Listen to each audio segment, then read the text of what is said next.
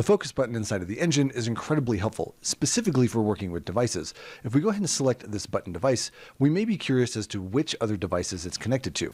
Well, here inside of the details on Interact, we can see that it's connected to a wildlife spawner. Specifically, it's named Sprites. And if we click this little button that you see right here, it'll actually focus on that specific device. So clicking here, you can see that it focuses on our wildlife spawner. Now, this is reverse engineerable as well. So with this one selected, if we come down here into spawn, we can see that it is connected to a button. And again, this little icon right here allows us to focus on that specific button. What makes this focus button incredibly powerful is that we can find things that may be way far away inside of our worlds. For example, this button is connected to a creature placer, but we don't know where that creature placer is. It is actually just right over here off screen, but if we didn't know where it was, this focus button will take us directly to it.